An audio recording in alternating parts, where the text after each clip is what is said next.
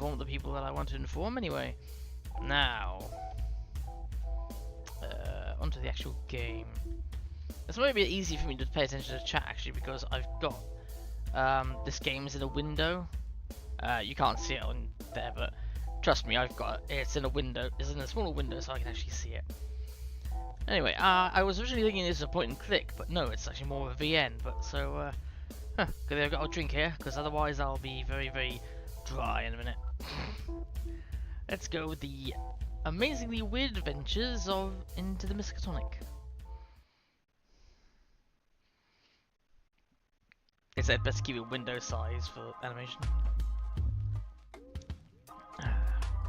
Bonjour, wee childrens! My name is Marie Peanut Butter, head of the occult science at Miskatonic University.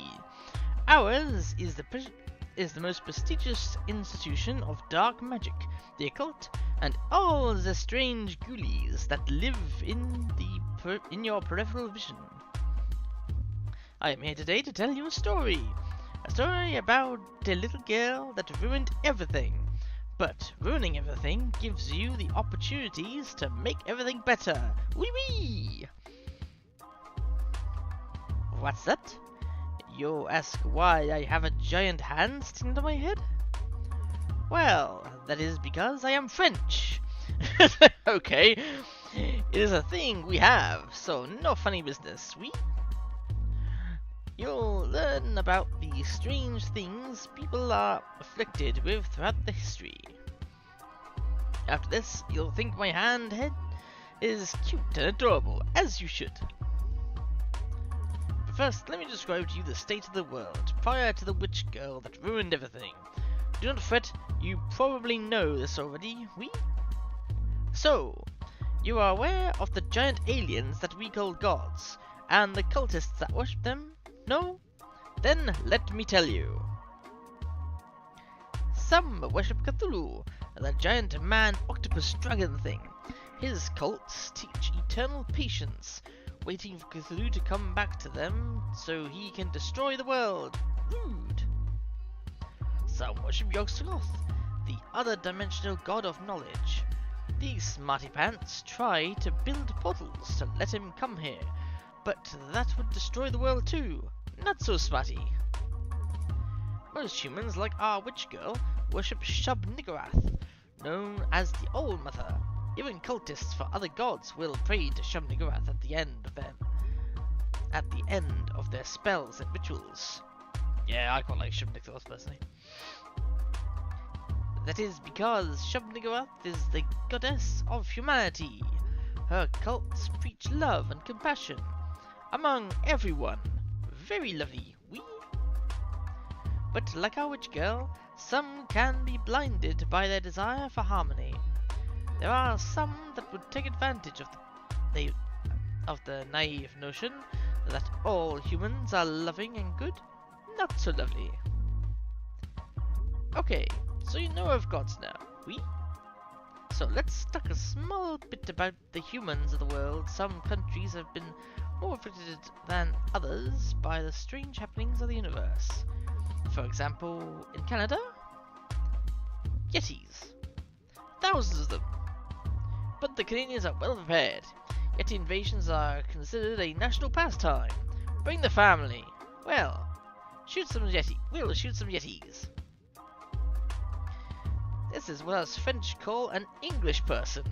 Note the sharp teeth, purple blush, and big ugly face. Okay, being English, I totally understand that. A couple of years ago, it was discovered that a huge percentage of the English nobility were actually cannibals, bleeding humans in underground caves like livestock. Well, that doesn't surprise me. Everyone in England went crazy when it was found out, so now they're all cannibals too. Apparently, the Scottish just found it hilarious. Bet they did. This one is also my boyfriend, so no touching his ugly face, we? These little fellas are called Australians. When the Shoggoths left Antarctica, they came across a big island filled with lovely delicious humans. But these humans didn't want to be devoured, and Even when half dissolved in the Shoggoth's belly, the humans would punch and kick and smash bottles inside them, making the Shoggoths very uncomfortable. So instead of trying to eat them, the Shoggoths formed this cute little symbiotic relationship with the Australians, granting them immortality in exchange for less punching. So the little little Shanes and Sheilas Sheilas can happily booze and barbecue away for all eternity. This is called an American. Note the silly haircut and gigantic bum. Specifically, this American that our story revolves around. The little witch girl that ruined everything. How can you tell she's a witch? Why, there are many clues. Example, the pasty skin, a symptom of spending her days asleep and her nights dancing naked in the rain with her coven to conjure strange hexes. Also, the little black choker thing is the closest thing to a uniform they get. Also, she doesn't wash. Charming. Are you gonna make me look like a dumbass in this story? Because it was only like 20% of my fault. Our story begins with our smelly dumbass being briefed on the university's secret protocols after just being hired as a security guard for the occult science fielding. But on her first assignment, she discovers that all is not as it seems at the procedure school. Thanks, nutsack. Now, Miss Lestrange, you understand that as a security agent, your off-site assignments are to be kept in the strictest confidence, even from the other members of the faculty, and especially the students. Uh-huh. You also understand that as a security agent, you'll be in very real danger, both from physical harm and mental corruption. You understand that your body is subject to mutation at any point during your employment and residence in Arkham. Bad.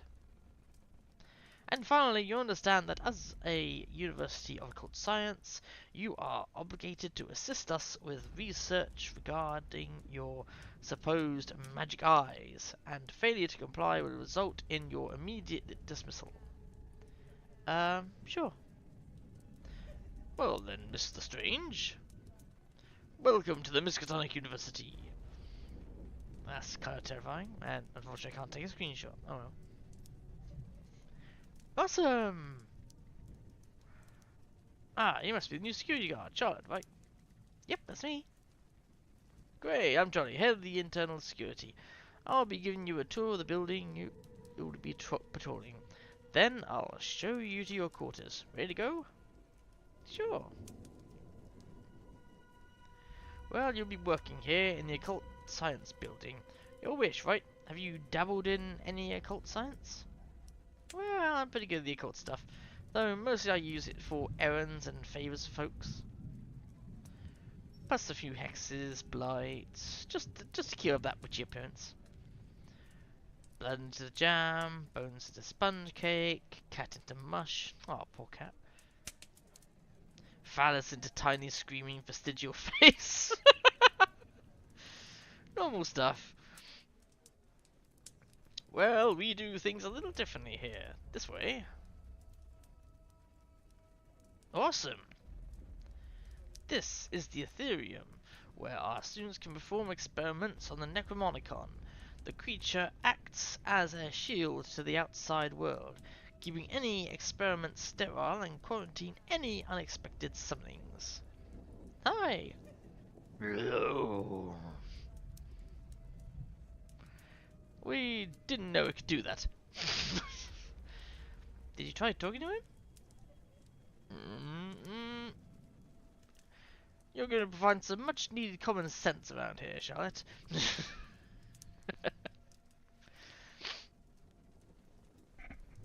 This building also houses the Corporeum, a surgical theatre where our students can perform vivisections and autopsies on otherworldly creatures. Ah, speaking of which, this is Eddie, one of our monster hunters. Thanks to him, our corporeum professors have been able to gather more information on living horrors than any other time in universal history. The trick is to figure out where its face is, and then commence repeated punching. Who's the new girl? This is Charlotte Lestrange, a witch from the Chisnook Coven. She'll be working security for this building. Hi. Looking after us rascals, eh? Well, just give me a clip round the back of the head if you see me slacking off, and I'll get back to work. Alright, big stuff? I have been known to whip some ass with my big muscles. There you go. Come round the chop shop. You wanna see me and the lads wrangle up the other day. You witches like nightmares, right? Sure. Well, the fun ones anyway. Like when your teeth fall out and you smooth them off with sandpaper to make a lovely necklace. Or when you're running down a corridor in slow motion with a bunch of hands coming out of the carpet and grabbing your ankles, and you finally stop to ask them what they want, and it turns out your shoelaces were untied and they were just super concerned about your safety. Or when you're at school and you stand up in class but you forgot your pants and you're embarrassed, but everyone compliments your butt. Well, you're a bloody weird one, Charlotte, so you'll fit right in here. Don't let my sister catch wind of you. She won't leave you alone. You're telling stories like that. Ah, and here's our curator of the corporeum, Miss Marie Peanut Butter. She used to be a voyage shaman from Paris before coming to work with us. As fun as satisfying the void is, my true passion lies in discovering how things work out, oui? At least, when they are dead. Groovy, what's a void shaman? You know those dark thoughts you have sometimes, for seemingly no reason? The ones that tell you to jump when at the edge of a cliff, or rob the bank when cashing a check, or drop kick a grandma through a stained glass church window at a funeral? Oh yeah, I get those all the time. Well, those are not your thoughts. A few hundred years ago, the French aristocracy's way of life was so decadent and whim-filled, their unborrowed sauciness only went and summoned a bloody hedonism god. Damn thing lives under Paris catacombs, communicates telepathically with people all over the world, urging them to give in to their darkest whims. Ah, so that's the reason. The French get the worst course, so their shamans take it upon themselves to do the dark deeds, so the rest of France doesn't have to. Must be a right giggle. Mailette acted as shaman before coming here. I took my clothes off, covered myself in lemon cake and green food colouring, and terrorised a local village as a delicious swamp monster. Okay, that's somebody's fetish. I quite enjoyed that one. Shall we press on with the tour? Sure, bye guys. So, not to be rude, but judging from the bandaged up arms and the sick eye scar and the terror lines in your hair, I'm guessing the impression that security work here is, you know, a little dangerous? Oh no, not for you at least. The Occult Science Building is probably the safest on campus. Because if something went wrong in this building, we'd all be too dead to notice. Pfft, don't listen to her. She's just a little jealous that the new girl gets the cushy gig while she's stuck in the math department. What happens in the math department? What doesn't happen in the math department? That's worrying. There's nothing so cold, so unforgiving, so dark as the mathematicians. The universe is naught but an equation. They shriek behind their burnt hair and sludge-stained cardigans. One that can that can be solved. But how do you solve the equation of a dozen screaming children being ingested by a black swirling chasm of teeth and clawing hands opened at the far end of the classroom by one of their damnable equations? Damn you, young Henry! Carry that damn too!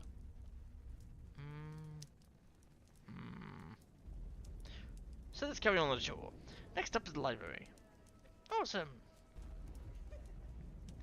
Each building has a small library dedicated to researching and documenting the subject that the building's students are studying. Here, in the Occult Science building, we keep the original copy of the Necronomicon, as well as translated copies for our foreign exchange students. Because the Necronomicon was originally done in, I think, Sanskrit, it would have to be translated. Right? That's a lot of knowledge. Oh, and here's our librarian. Charlotte, meet Miss Emily Satrin. Ooh, blue. Hi, love your mask. I didn't know you guys had a Shoggoth here, and a tame one too. Oh, Emily isn't a Shoggoth. She just had a small accident with the Necronomicon a while ago. Ended up like this. But our cold scientists learn an awful lot about what happens when these tomes of black knowledge, when you spill your soy, no whip, ice, caramel, macchiato, 2-shot hazelnut on them. Ah, sure looks like a show off. Purple, gooey, moderately adorable with a hint of terrifying. Well, that's the Necronomicon for you. It's funny, spilling a non-fat frappuccino with extra whipped cream and chocolate sauce just turns you into a puddle of loose bones and blood. Still, hasn't stopped Emily from performing her duties, eh, Emily? Fool you. Shall we press on? Okay, nice to meet you, Emily. Charlotte, this is Lizzie of Dunwich, our Yog-Sothoth consultant. She has taught us quite a lot about the outer dimensions during her time here. Lizzie, Charlotte's the new security witch. That's Lizzie Dunwich. Are you the sort of witch that does the naked in the rain, or the sort of witch that does the lucky charms and the big hats? The main kind. You and me are gonna get along, yeesh. So, like, how come I can't... What are you? I'm Lizzie, what are you? No, I mean, why do you look like a shadow, or like part of my eyeball has stopped working? It's because humans can't see, because they're all afraid of me and my sister's appearances. Everything else can see me, so why doggies are all tuck tails whenever I go near them. This is an example of a mental phenomena found only in humans known as cerebral voiding. It's a trick by the brain to preserve the sanity of its carrier when a person comes across sights too horrible to comprehend. The brain refuses to render it, instead showing a black silhouette in place of the sight itself. Essentially, instead of Lizzie's insanity-inducing true form, your brain is protecting you by showing you a shadow instead. But I saw the interviewer no problem. The guy whose face was just teeth and gums, and the girl with a hand sticking out of her head, Emily the librarian. Yep, Lizzie and her Dunwichian sisters are in a league of their own when it comes to horrific appearances. We sent a lot of students to the asylum trying to figure her out, figure her own.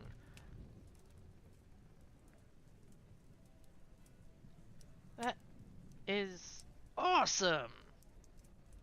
Yeesh! Here our head of catering, Mrs. Roth. She can cook anything with 3 or more legs. Yum, hi!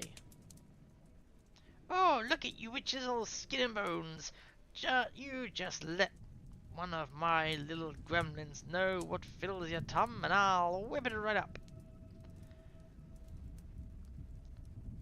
What's a humanitarian dish for today? Dave from accounting, my dearest. Ooh, pork sandwiches.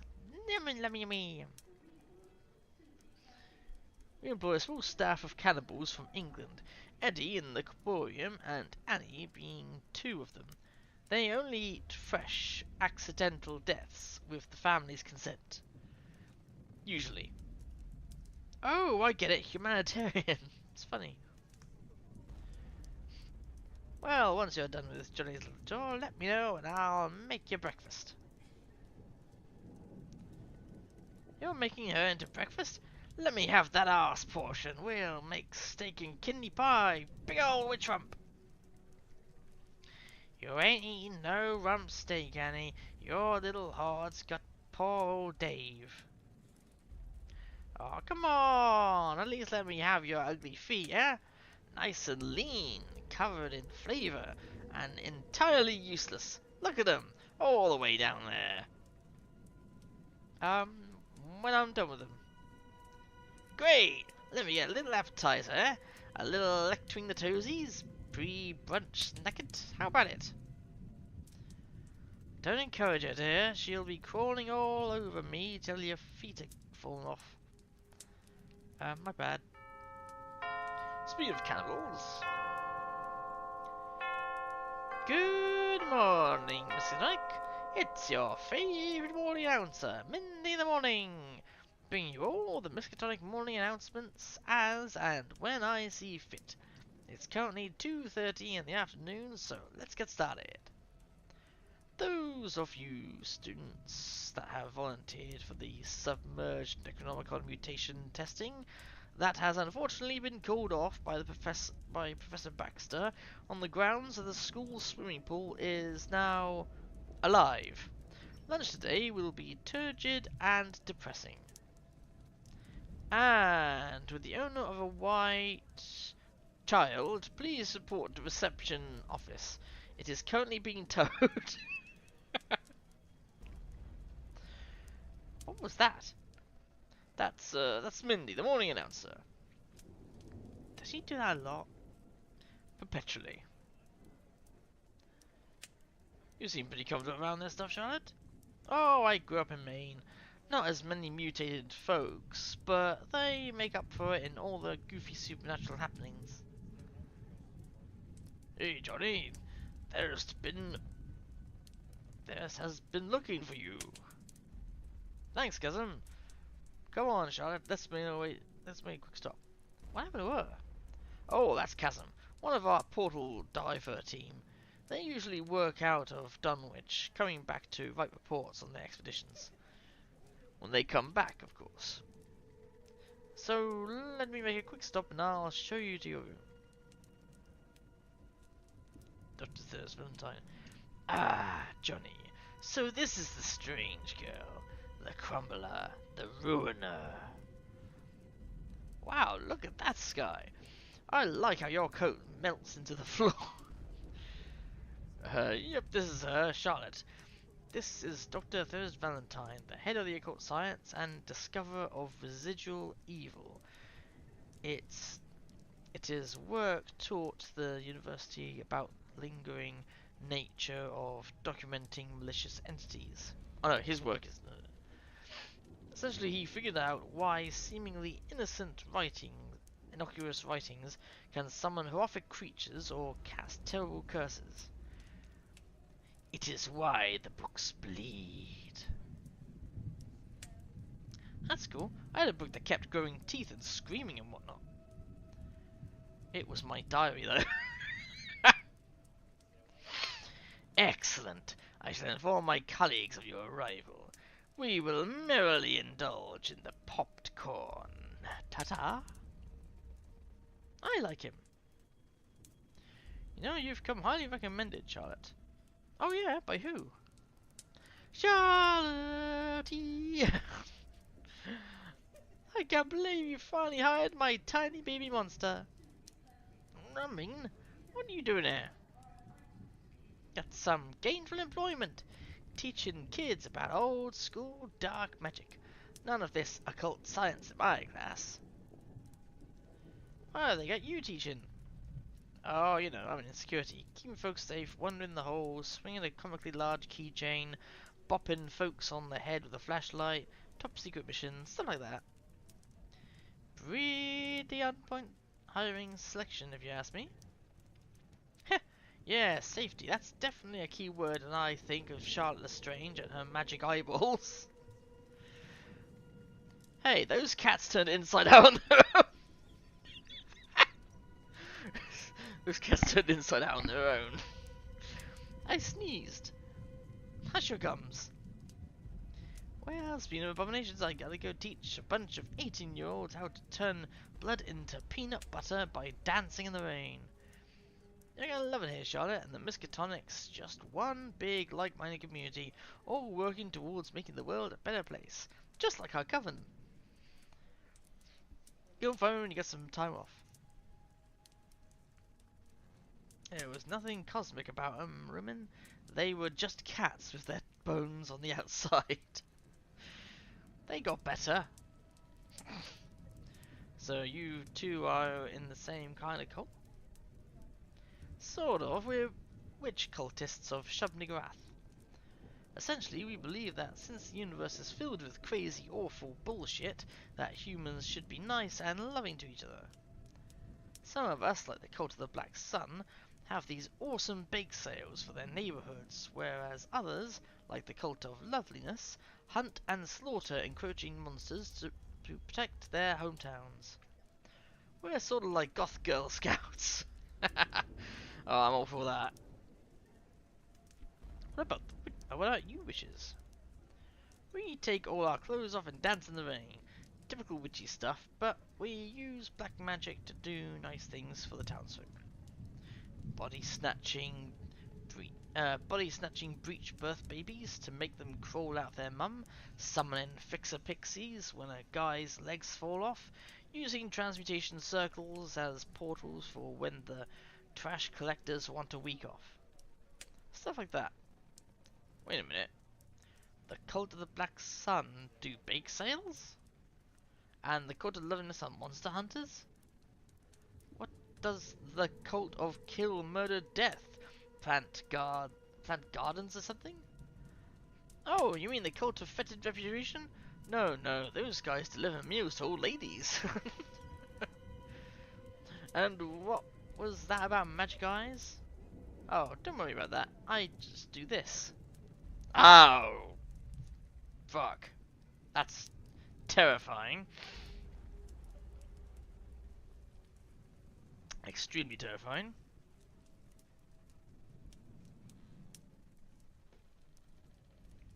And sometimes weird stuff happens in people's minds. Usually they forget something or an eye twitch. Well, as I don't use it on little animals, it's pretty harmless. Okay, so let's keep going. He's got nothing to say to that. This is your room, a little tight, but the lunch ladies bring us security guys breakfast every day. I'll let you get settled, then you can explore your patrol route until Bob gives you your first assignment. It's perfect, thanks Johnny. Okay, I better go familiarize myself with my patrol route. Hello again. It's time for a quick tutorial. You're about to enter what's called patrol mode, wherein you're allowed to freely investigate the occult science building. Use your mouse to click characters to initiate conversations or doorways to move to other places in the building. Charlotte Patrol will always start here outside her room. And if you want to save the game, hit the little cog in the bottom right of the screen. Give it a try. And don't forget to visit me at the Corporium. Where's the cog? Oh, there it is. Yep, okay. Please put all Spillagers corpses into dimensional tears and unattended viscera to a member of Janitor's staff. They are appropriately trained in sanitation, body disposal, quantum physics and mild voodoo. I like to look at this girl here. Did you know before it was completely abandoned, Innsmouth desperately tried to become a tourism town? What? Tried to focus on aquatic circuses, gift shops, and freak shows featuring leftover deep ones. I happen to be named most attractive deep one hybrid. Every weekly beauty contest I can see as to why. Huh? You don't look like a deep one. That's probably why I kept winning. Fair enough. Can we talk to her again, or... Oh no, it's the same dialogue, fair enough.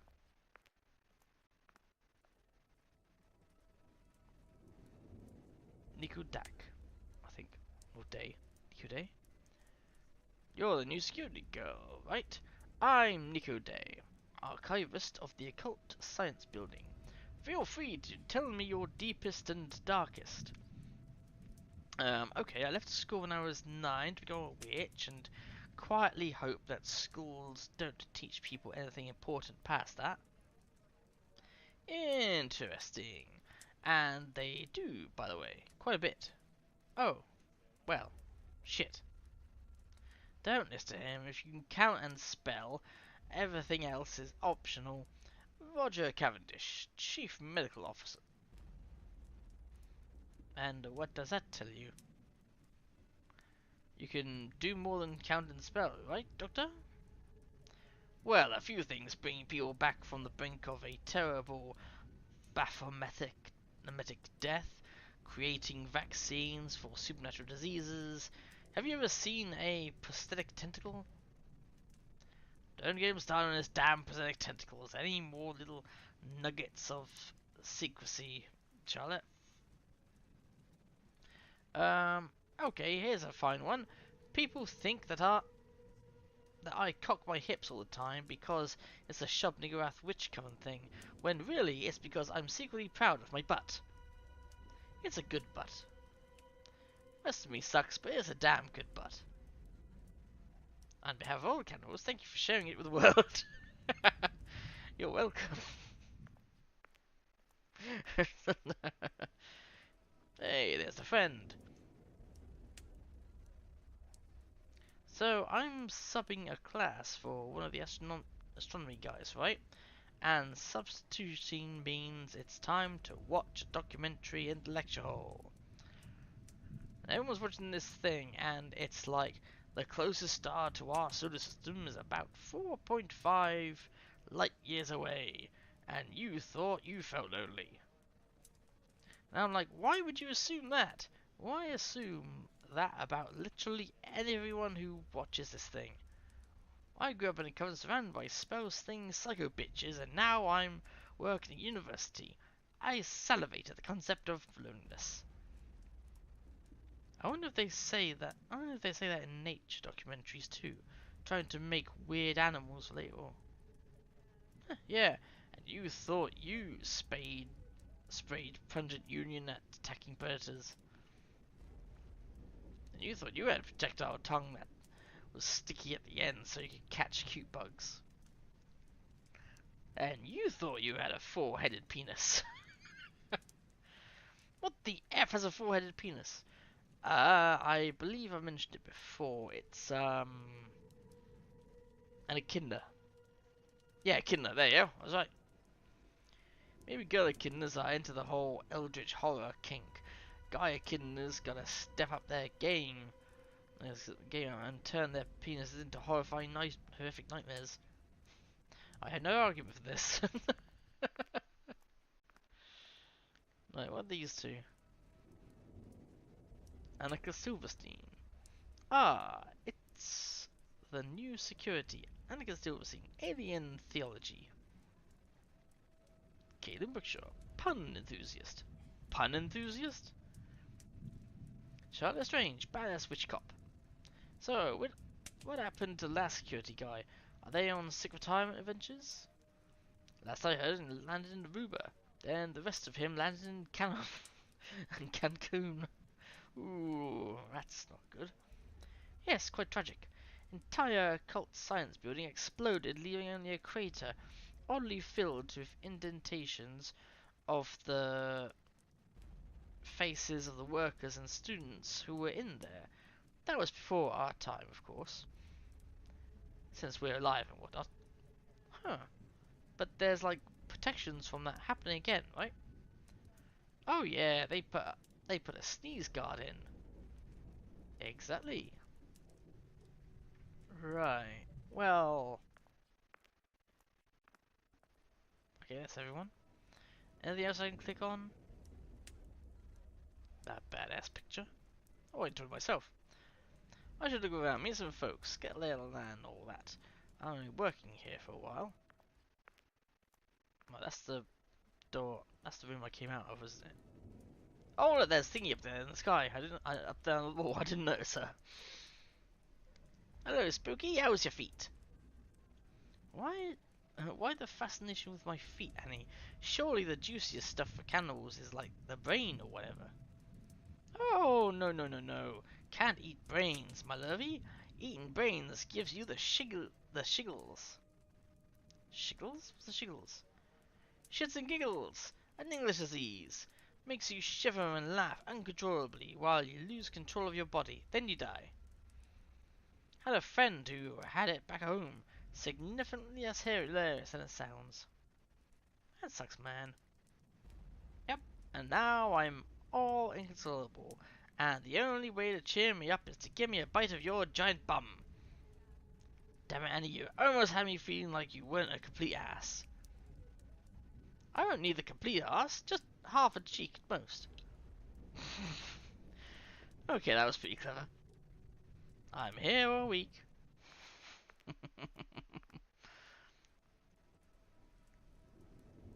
Alright, pretty sure I came out that room, so... Yep, probably not gonna need to start taking naps in my day job.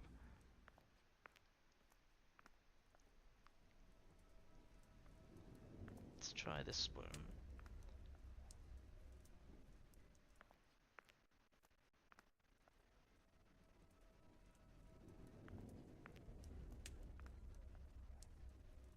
Devastating. All my classes are at 7 a.m. Got any ideas for a book that'll help me wake up in the morning? Wait, all your classes? Ah, you'll want internalized zombification in the necrology aisle. All the benefits of being a zombie without the drawbacks of looking like a corpse. Longfellow, I recognize that name. Though your interests will occasionally fall out of your butthole. Oh, your intestines will fall out of your butthole. Okay. Huh, they must have a book for everything. Though I take coffee over scooping intestines back into my butthole, maybe that's just me. Oh, who's this person? Lucent. A fun trick of the black magic users of the old days was to write how-to spell books that, simply by reading them, would cast the curse. And the reader was trying to learn on the reader themselves. Fiendish but funny, according to them. What happened to your eye holes? How to throw ethereal fire directly into somebody's eyes. Luckily, it was just the Cliff Notes version. Ooh. What's this middle doorway? Ah! Hey Emily, do you guys have any books on advanced witchcraft? I want to keep fresh while I'm here. Ooh, Lulu. I'll take that as an, of course we do, Charlotte. Have you seen the size of this goddamn library? We got books that ain't even been written yet. Ooh. Science of Rain Dancing by Professor Anna Undercarriage. Huh. Guess maybe I'll fit in here. A little better than I thought. I've been doing science all this time. Much like electricity, the human body acts as a conductor of magical energy intrinsic in the air of the regions of high concentration. This effect is exacerbated with wet skin, leading to many witch cults dancing naked in the rain in order to conjure spells effectively. Indeed, it seems paranormal encounters seem more frequent when it's raining or in regions of the world where rain is frequent. The witch cults of Seattle and Scotland are considered incredibly powerful and fearsome, though this is simply due to their geographical advantage. Would they to be taken away from their home deluges, they would be simply as effective as their new weather patterns permit them to be. Ha! Sick burn! Hello, Wobbly, what you eating? Man, this is so much witches, you wouldn't get it.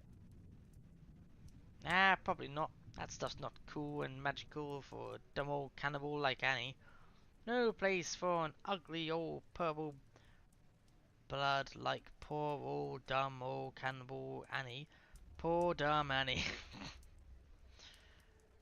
Well, hey, come on, I didn't mean it like that. Hey, next time it rains, I could teach you a few tricks. How about it? Get you a pet frog. Give it a couple of extra eyes. What do you say? That sounds fun. But can I make a suggestion? Sure, I guess. Rather than rain, can we dance around in buffalo sauce? I think I want a little zing when I bite your bum. Damn it, Annie, why don't you go bug someone else? Because you're the only one that finds it funny. There's a difference between laughing at something because it's funny and laughing at something because it's ridiculous. Most folks run away from folks like me. They seem to take threats of being devoured quite seriously. And there's nothing I like more than watching you run away, Charlotte. Aw, you beat me to it. Yeah, see you around, Annie.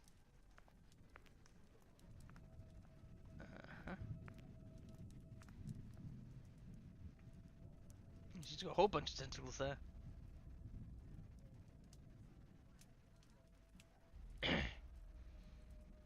So, what's with the puppets?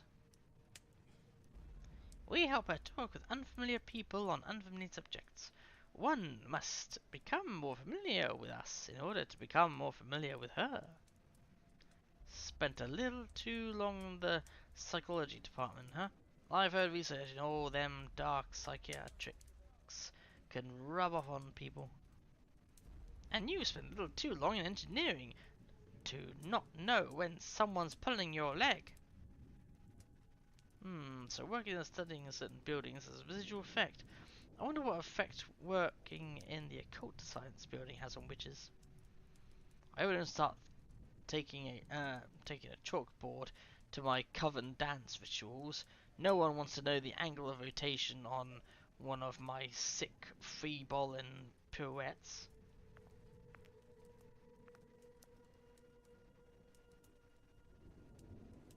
So hey, why do so many people have the tentacles coming out their backs? Have you ever faced a batho-necrotic explosion head-on? No, can't say I have. Neither has anyone else. First rule of batho-necrotic explosion, turn away from the batho-necrotic explosion.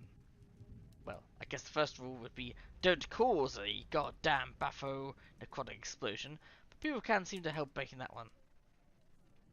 You can probably tell from the lack of extra limbs, but I have no idea what a batho whatever actually is.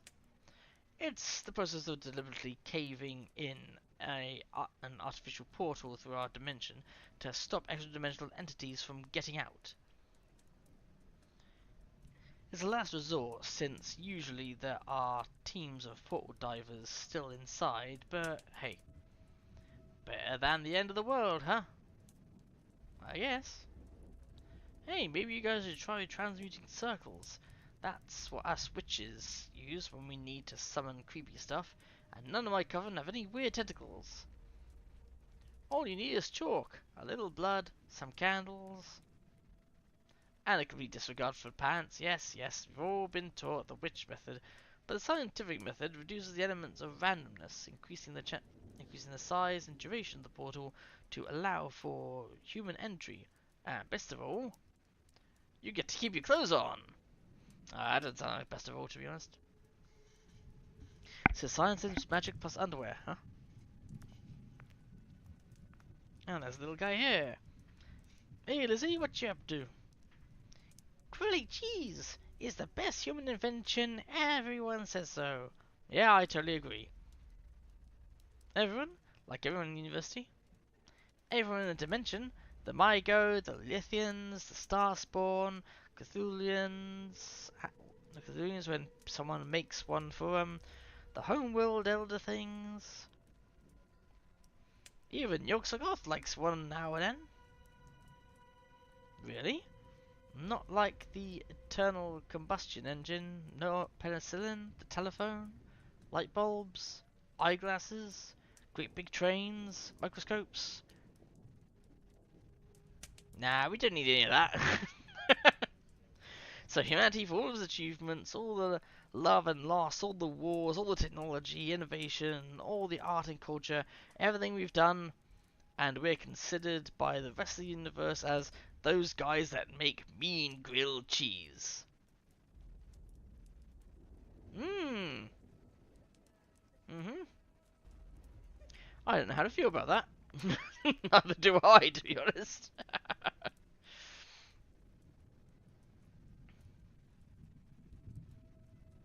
June Balloon. Studying at the Miskatonic is a huge opportunity. There are so few monster hunters in my hometown. I think my job prospects in the future are pretty bright. It does come with some drawbacks, though. You're not likely to finish your studies exactly the same species as you started. Oh hey, at least at the very worst, I'm pretty sure this place could always use more freaky-ass teachers. Want me to look at it? Oh wait, I don't think I went through the centre bit there. That looks like Dunwich itself. Nothing out there for me, my jurisdiction's right here. Although patrolling the whole university would probably be good for the old leg muscles. Get all toughened up in case of any sick monster attacks.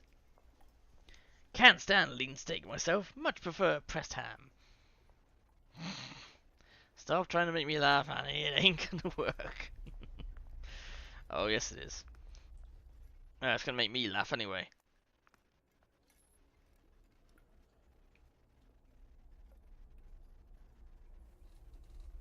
So, what do you reckon they're doing in there? Poking, prodding, same as always. Eventually they'll get bored and we'll be tasked with carting off the husk. If you told tiny child Albert that in the future carrying corpses would be considered the easiest part of his day, I think he'd pitch a fit. I'd have thought the part between carrying the body to the corporeum and carrying it away would be the easiest part. Though I guess hanging out in this spooky ass hallway can be a little exhausting too. He's got a bloody... I mean, that just looks like a creature from Half-Life. Head crab, that's it. Just a small word of advice to the biology department. You can't just stick a dog and a war veteran into a centrifuge and rejigger the mush into a living being. And everyone say hello to the world's very first werewolf. There's clearly a reason I'm not down there with you guys. Aside from, you know, the carnage it would cause. Good point, Mindy. Did you guys hear that? A goddamn werewolf. You guys want to check it out? We're not done here, Mike. We've got to get the incinerators going before we can knock off. Connors is right. First we burn whatever nightmare the corporeum's working on. Then we can go gawk at whatever nightmare the biology department's working on. They got their own burners, after all. I always thought you had to get bit by a werewolf to become a werewolf. Then again, why would any werewolf stop at one bite and not just eat whatever it's biting? Maybe that's why we don't have zombie plagues anymore.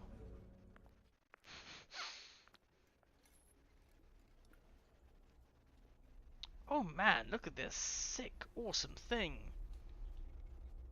And that, that tough stuff is a colony of cuddle worms. complete with the bloody spinal cord of their human host. They like to lay their eggs in city water pipes, and once consumed, they attach to the spinal columns of their hosts, eventually controlling their every move. Sort of like zombies, except, you know, a lot more screaming and begging for death, we? Very interesting species. That's a deceptively adorable name for the worst thing ever. I bet the boys a tenner that I could yank the spine out of this poor sod's mouth. Turns out the worms form a rock-solid grip on the host's brain while they're piloting them. Fingers here is gonna give him a prod. See if she can't get him to let go of the bugger's meat. Ugh. Oh, here we go. Excuse me, I just had a dark thought encouraging that I slit my wrists, take off your trousers, and play your bum like the bloody bongos. Probably better you spare blood, eh? C'est la vie. Ah, big strong man helping out little lady sadistic madness. Cute.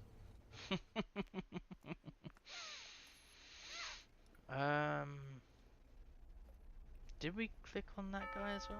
Oh yeah, okay, we've done that.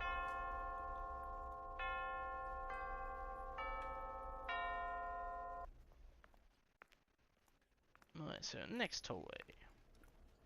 Ooh, cool spider girl over here. Yes. Essentially, you just need to maintain your resources, spending them on village and stat upgrades, but village upgrades get passive benefits to both villages, so you need to be careful that you're not helping the other team and their village. Ooh, what game is she talking about? See, that's where I went wrong with my first game. After I constructed our breeding pit, the other village gained enough population resource to speed their building and foraging processes. What the shit are they talking about? I wish I knew. I want to get involved in that game, like now.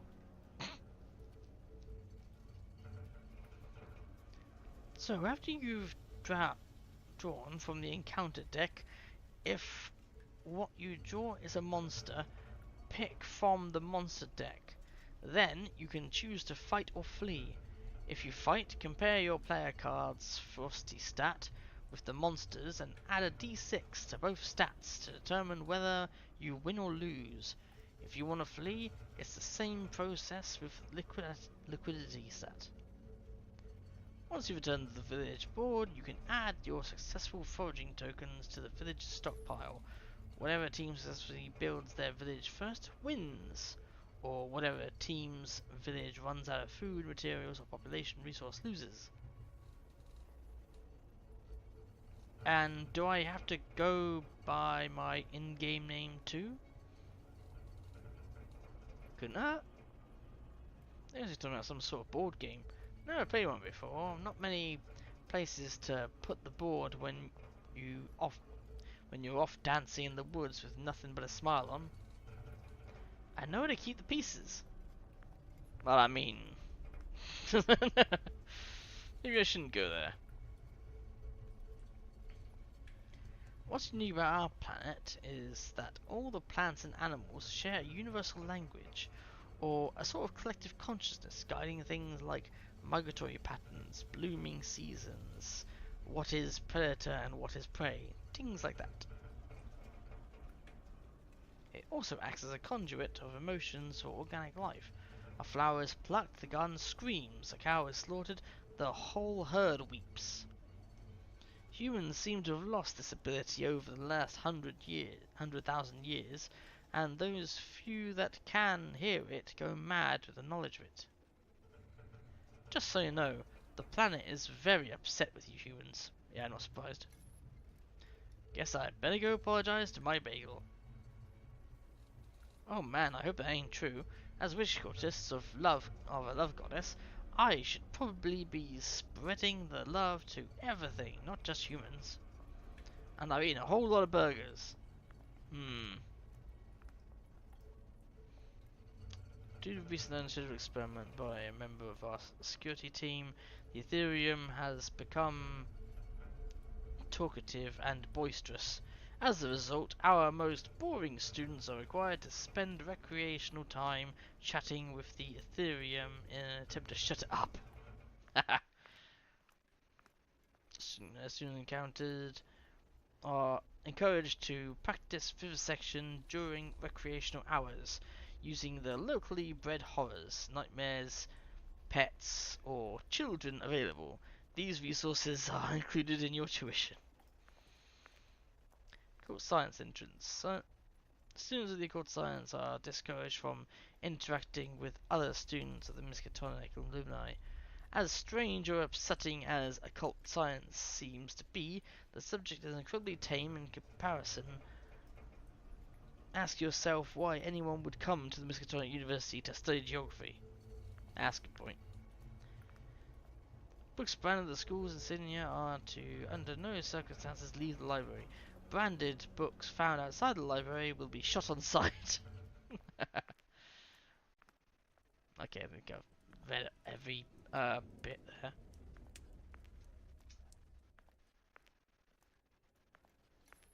Was that the Monster Maid? Ooh, sounds like a thing I'd like to watch.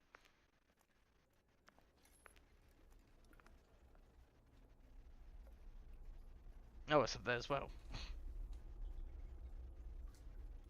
Hello again, how's it going? Can't complain.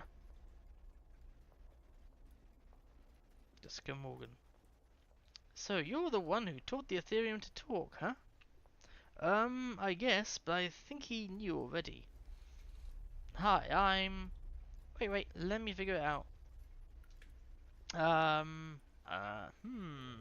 she's going all touchy-feely.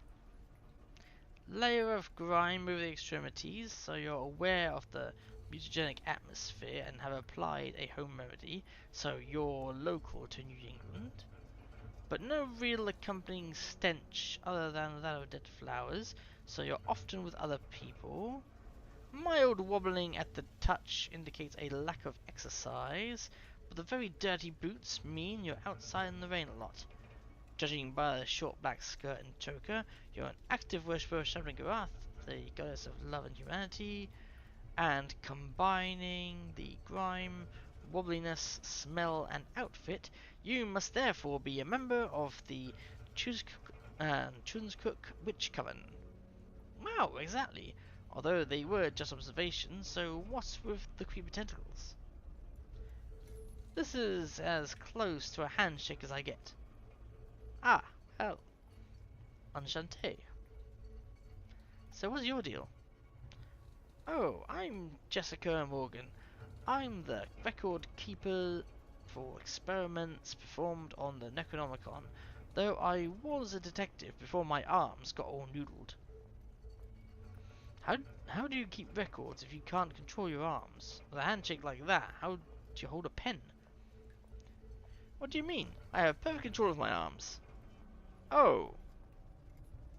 Oh. Well, it was nice meeting ya. See ya later, Ethereum. Bye, Spooky.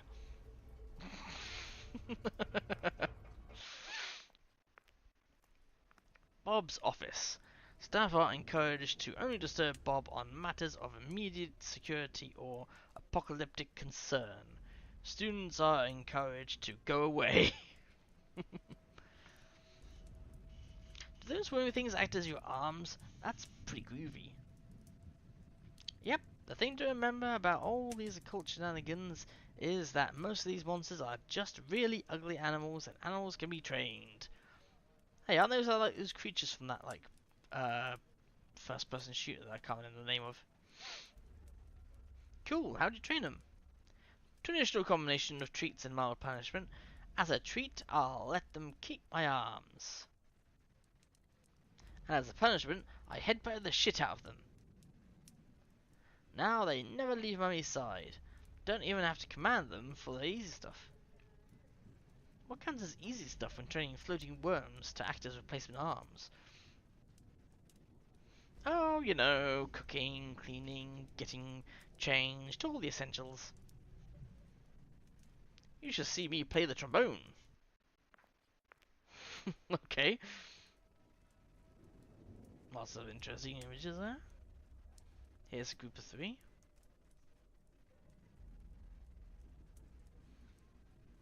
The server refers to having every internal organ replaced by half-sentient liquid slurry. For example, you wouldn't believe how much of your brain is dedicated to simply maintaining the automatic processes of your body. With the slime, my brain is now free to fully ponder the questions of the universe. Ah, well, I gotta admit, you're putting a good spin on this. Still, having to carry a handkerchief around to mop up the incorrigible sludge out of my eye sockets is a drawback. Forget hygiene, you're at Miskatonic. If you're only trailing black slime, you'll practically clean the place up. Nothing gets an occult scientist down, I guess. Though, wouldn't his brain also be replaced by the goo?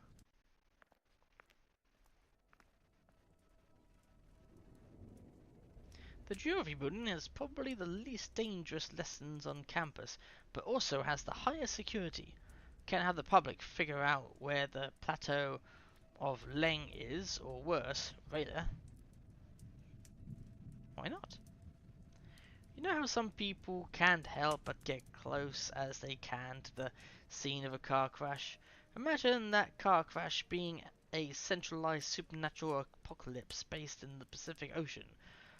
Folks would climb over each other to check that out. Yeah, I guess. I bet it looks pretty radical. So, what's with folks changing their names for that board game people are talking about? It's to make the consequences of the game seem more real. A lot of people need an escape from work or their studies, and the game's a good way to do it. Huh. You think I could play with you guys when I've got some time off or whatever? Depends. What's your in-game name gonna be? Thrust Powerful, Badass Barbarian, Saving Sick Wenches or whatever. Nope. Bye. Better than anyone else's dumb name. Whatever, we want to play a game where Thrust Powerful the Badass Barbarian sounds non-canon anyway. I don't know, the game sounds fun. Good afternoon, Charlotte. Are you ready for your first assignment? Sure, lay it on me. Excellent. The Miskatonic has small research outposts located all over the world, dedicated to collecting and relaying occult data back to the university via radio. One such outpost is in New Orleans, where you'll be going. Oh, cool holiday. Okay, what happened in New Orleans? We're not sure. Our researcher is supposed to relay daily radio messages back to us, but hasn't checked in for several days. Your task is to go to the outpost and knock the door. If he's there, ask why he hasn't been relaying the data. If he's not, return and tell us. That's it? Knock on the door? Exactly. Under no circumstances are you to enter the outpost. Just knock. And leave. Okay, so how do I get there? After a few, disasters, the government demanded that the Miskatonic experiments be completely sealed off from the outside world. As a result, every outpost in the country is interconnected by these tunnels. Help stop transporting creatures running off into the wilderness, see?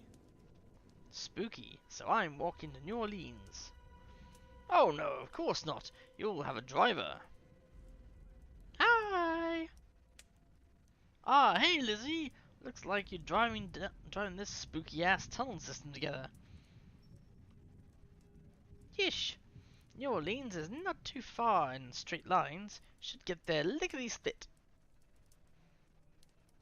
Have fun, you two, and remember, don't go into the outposts. Okay, see you later, Johnny. Guess this is the place. Huh, that's weird, the door's open. So? Well, the mission is to knock the door, see if anyone's in, and then leave the doors open. Something like that. something bad might have happened. Like what? I don't know, it could be anything. Maybe they're out of banana bread.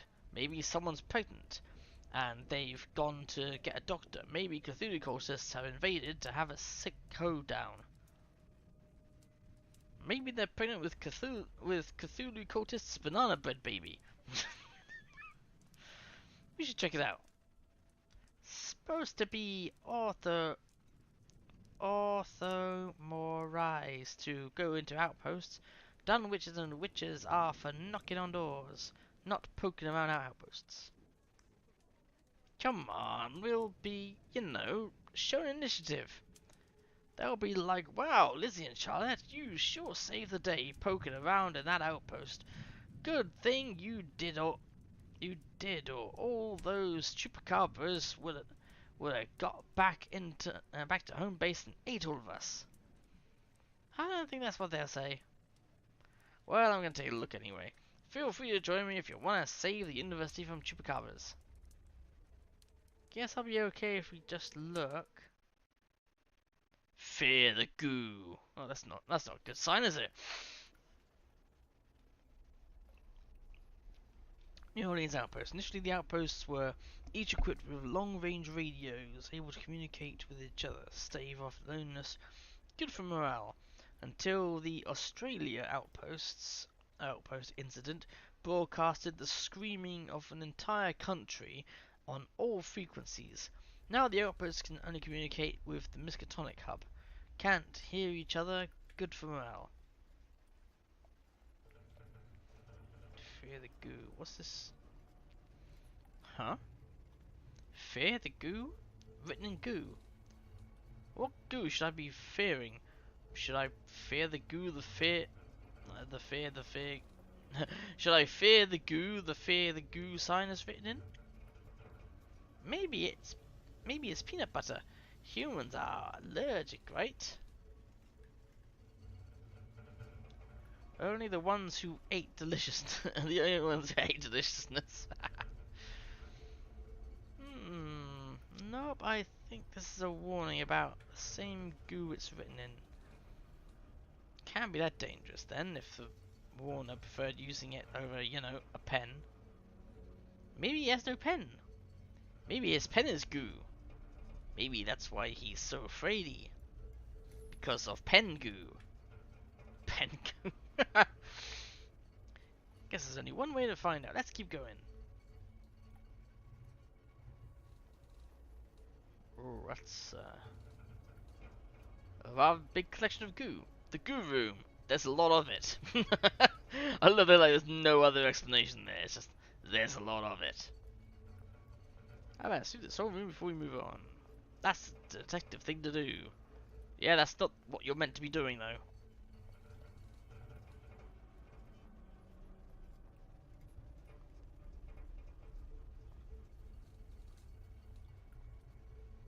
That's a lot of goo.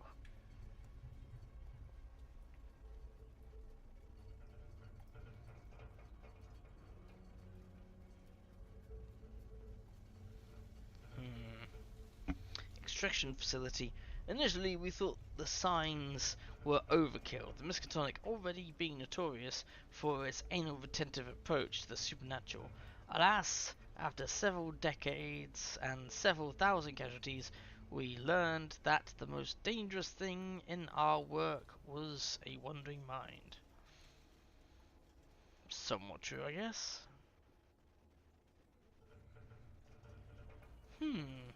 Shipballs. The door is locked. So there might be goodies inside. Eldritch goodies. Look, it says here, extraction facility. This must be where they're getting the goo. Gotta get in there. Why? Because if someone tells me to fear something, I like to know exactly where that something comes from and how to punch whoever made it in the head. Whoop some ass. Besides, it sounds exactly like something that the hottest new occult detective team in New Orleans would do, right? Solving some sick mysteries. You okay?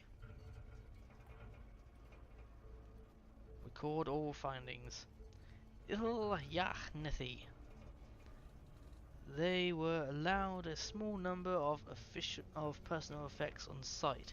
Easier to let them have their little trinkets than to enforce contraband rules, and the occasional knife in the gut for a supervisor was seen as an affordable expense. Looks like a syringe. That's a beefy ass needle hole thing, too. This goo is either going into something or coming out of something. Either way, it looks like it hurt like hell. Welcome to Innsmouth. I suppose it's Innsmouth, home of the Deep Ones. Maybe that's where whoever lived here was from. What's a Deep One? They were a race of fishy, foggy folk that lived in the underwater city off the coast of Innsmouth. In exchange for plentiful fishing and crabbing seasons, they would mate with the local Innsmouth babes and create little baby hybrids. Apparently, it was a pretty sweet deal until some wandering douche came through town and ruined it. Went and told the government they torpedoed the underwater city and rounded everyone up and sent them to concentration camps and whatnot. Kinda sad, really. I hear the little hybrid tadpoles are adorable.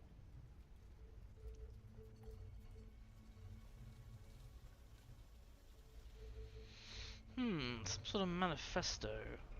April 9th, half a gallon, his name was Daniel. 2 gallons, told me to give her a locket to her lover. 1 gallon, he was still alive, what have I done? Then it stops. Huh?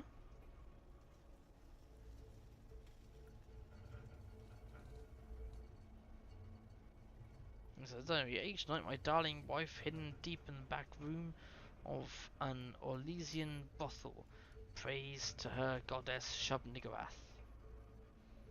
Keeping the faith, Gooey!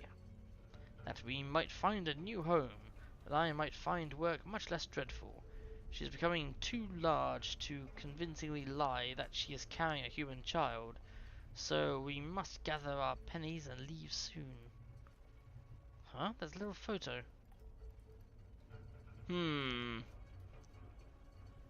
Aw, look at her, so pretty, so full of tadpoles. And he is kinda handsome in that, you know, amphibious way. Aw. Why is that aw? Why is that not you? All the storybooks say there's no purer love than that between a girl and a frog. What? April 12th, 1936. Hey, that's yesterday. A new prisoner was delivered for ooze extraction. He claims he was a riverboat captain with a ship that sails up and down the Mississippi River. He claims there is a Deep One refuge situated in Minnesota, wherein my people live and thrive, hidden from the university's horrific testing and the government's terrible camps. I shall rescue my beloved tonight under cover of darkness, and we 3 shall make for Minnesota. I'll miss the radio call-in, and they shall send someone to investigate my squalid concrete prison, but we shall be long gone. Huh, that's how he is keeping his fellow against his will, using him to extract goo from folks. But why? Maybe we should ask him. No, if the university's as evil as this guy says they are, we best keep our mouths shut and do a little independent investigation. We gotta find out what this goo is, what they're using it for, and why they're being such bastards. Oh, back to the holding cell. Every outpost, no matter how small, no matter what researcher housed, had to have a holding cell. The topics we study at the Miskatonic have an alarming rate of contagion. That's one way of putting it.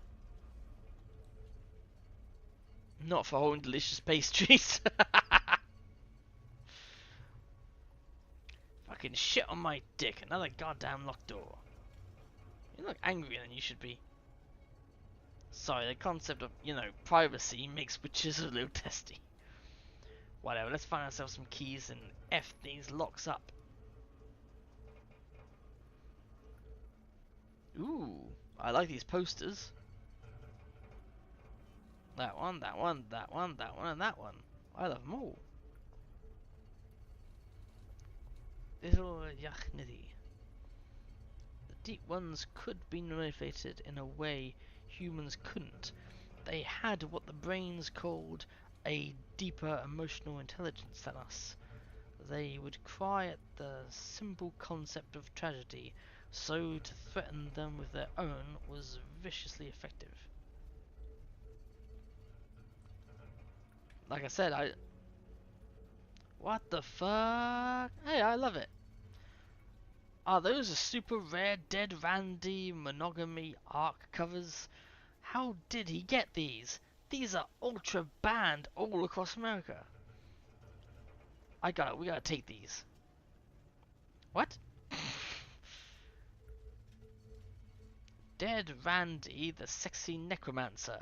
It's the cute little incubus that runs around saving zombie girls after the world ends. Look at her eyes, they've turned pink as well.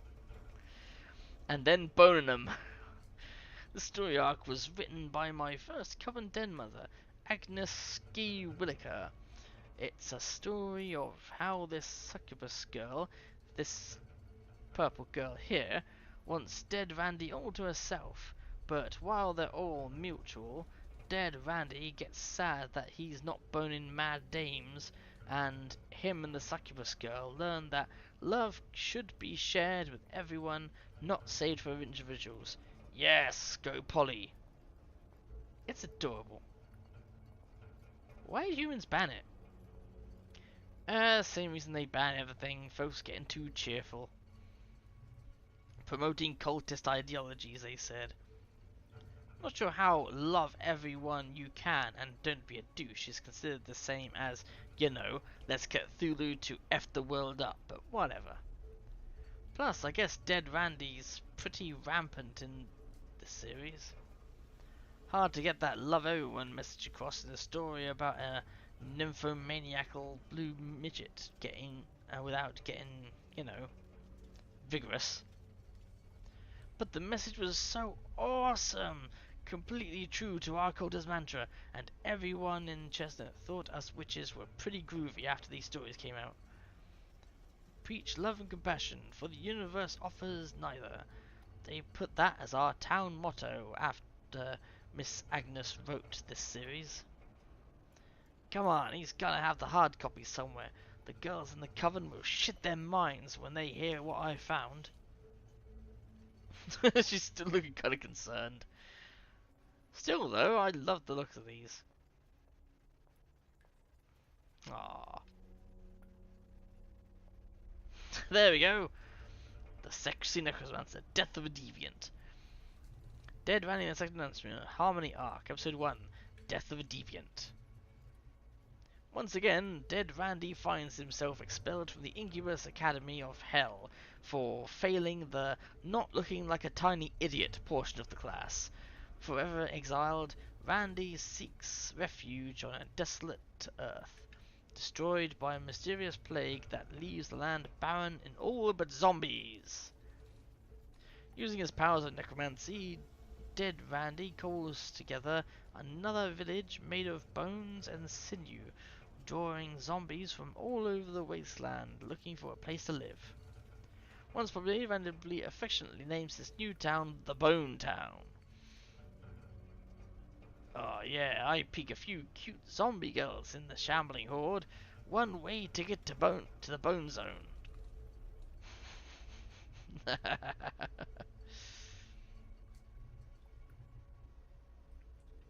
Damsel in Decay. The Dead Randy Harmony Arc, episode 2, Damsel in Decay. The Bone Zone completed and the zombie villages settled, Dead Randy enjoys a life of carnal luxuries, but with hordes of zombies come their arch enemies, the only living creatures left on Earth. That's right, packs of feral Pomeranians are attacking villages of the Bone Zone, and when one of His lovely consorts are dragged away. It's up to dead Randy to save her and drive away the feral pups. Man, he is humping the shit out of that zombie. I'm starting to understand why they banned this arc. Butts aren't supposed to fall off.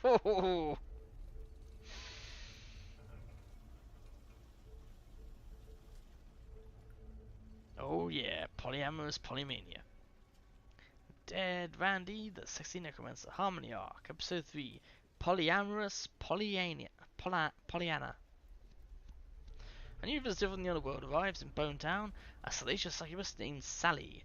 Marveled by his accomplishments, Sally becomes enamored with Dead Randy, and demanding that the pair revoke their demonic job descriptions and become mutual lovers. Shocked at the idea that another demon could love him, and much to the dismay of the hordes of zombie girls, Randy vows to become Sally's boyfriend. Poor dead Randy, seduced by the idea of exclusive affection. Like my dead mother always says, love 100 people and 1,000 people will love you back. That's an interesting tale. Ooh, very nice. Trouble in Paradise. Dead Randy is known as Harmony Arc, Episode 4, Trouble in Paradise. After a few months of unrelenting ravaging, Randy and Sally start to become bored of their exclusivity. But while Randy aches to share his love with the rest of the village, Sally demands that he spent his pent-up affection on grinding through their turbulent relationship. Bad move, Sally. You've got two folks going against their nature of sharing happiness with the world, desperately trying to keep their happiness between each other. Share it.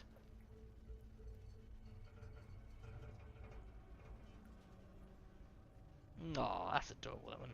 Monogamy? Madness! Dead Randy, the Sexy Necromancer, Harmony Arc, Episode 5. Monogamy? Madness! Finally, Sally and Randy see the error of their ways. After an amicable breakup and a promise to remain sharing a portion, albeit a small one, of their love between each other, Randy and Sally tear through the bone zone, vigorously loving everyone in their path. Oh, I love a happy ending. I guess the last 40 pages are just meant to, you know, lock the message down. Not quite sure what the zombie butts falling off is supposed to represent, but I'm sure Miss Agnes nailed the metaphor, whatever it is. Okay, now it's just pervy. Well, that was fun. I learned about sharing affection with the people I meet, being kind and caring, and learning not to judge others. Well, and how to bone mad zombie dames. Let's carry on with the investigation. Sleeping area.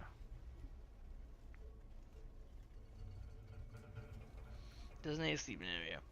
Look, before we go any further, let me just say that what we do at the Miskatonic is sometimes a little vicious, or a little sadistic, even objectively cruel, but it's necessary, alright?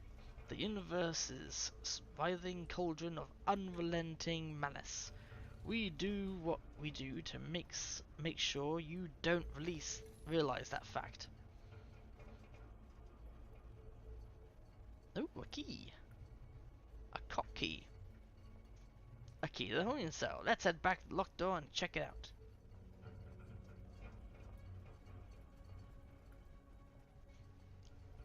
Success! Now let's find out where the goo's coming from.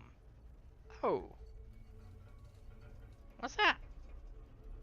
It's a brain. A human one. With holes in it. Don't humans need their brains? Yeah, they do. There's got to be an explanation for this.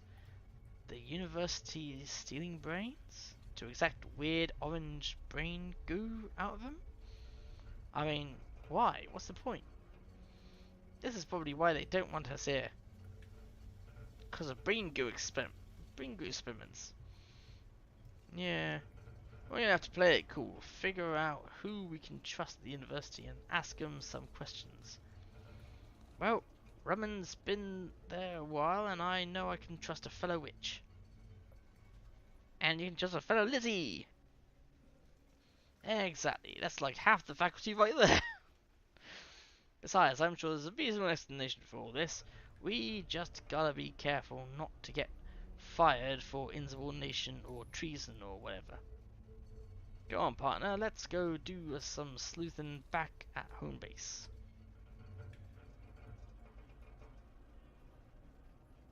So, Charlotte, how was your assignment? Good, it was good. Knocked on the door, waited around outside for a while, no response, came back home. And you didn't go inside the outpost? Inside? Oh, no, I didn't go inside. Was told not to, so I didn't. Just knocked on the door and left. Inside, you crazy. Right. Well, we'll send a team to investigate and search for our missing researcher. Thank you, Charlotte. We had no intention of sending you on an assignment so early. So, what do I do now?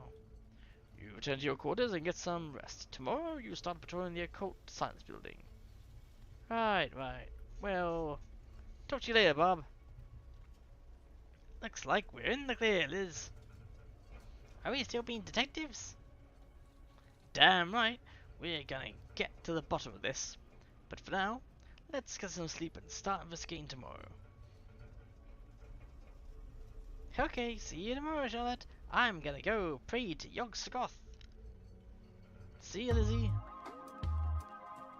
What the hell? Is this really what the world looks like? There's like chunks missing. And chunks added. So the little witch girl had discovered that the university has been harvesting goo from kidnapped prisoners. But what was the strange goo? And why would the university be doing something so dastardly? Oh, and just so you know, I had no idea what they were planning. I was just that cute French girl that was vivisecting creepy monsters for the sake of education. Oui? So don't go accusing all the university of being all dastardly. Some of us were as dumb as the little witch girl. Why do you keep calling me the little witch girl? I'm exactly the same size as you. Our story resumes with our little witch girl quietly investigating the strange orange goo, while keeping her appearances as security guard of the occult science building. But the little witch girl did not know it was her loyalties were being tested every turn. I'm 22. I'm a grown-ass woman. Voluptuous, almost. Good morning, Miskatonic. It's me, Mindy in the morning, with the Miskatonic morning announcements. She stole the bloody posters. Then again, I like those posters too, to be honest. What is this morning you speak of? It sounds awful. First off, thanks to our dedicated and highly trained fodder, the Corporium is now host to a hefty portion of Cthulhu flesh, and all at a record cost of only 7 fatalities. Man, I'm getting fat. On to international news. The Miskatonic University's Canadian branch is suffering a Yeti infestation brought about by their recent "How many Yetis can we get" series of experiments. I can't tell if that means the experiments were a success or a failure. Is there a human resource department in this building? Only I'm wondering if the best way to start a work day is by blaring news about a freaking Yeti apocalypse into my head. Call me crazy.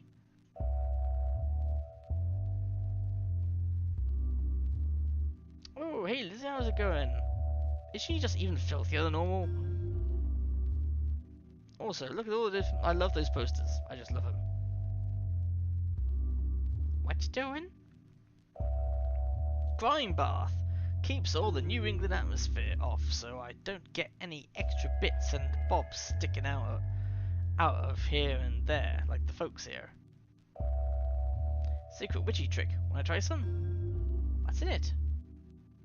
Oh, lavender, rose petals, sandalwood, ambergris, Some guy's blood, mushed worms, horse placenta, powdered dog, a small sodden fox, bacon grease, squirrel, and a peppermint for that tingy fresh sleep feeling. Horse placenta? Like my dead mother used to say, ain't nothing gets through horse placenta. She drank a lot. They sent a team to New Orleans to investigate what we found, so we're on errand duty today. I think someone needs your help in the library. Okay, when my grime seeps in a bit, I'll go see what they want. Thanks, Lizzie.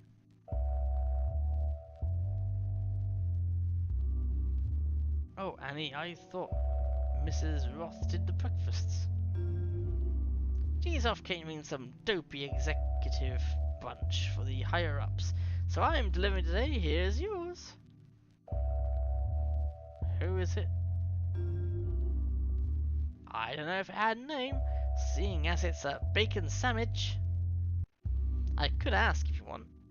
Wait, really? It's like human food? No, it's a pig. No, I mean, never mind. Thanks, Annie. No problem, my lovey. You want seconds? Yeah, come find me. Toodles. Huh. Guess Annie's not made up of 100% pure aggravating after all. Now, about that... Well, apparently I'm in the library. Better get over there. And there she is on the bloody ceiling again.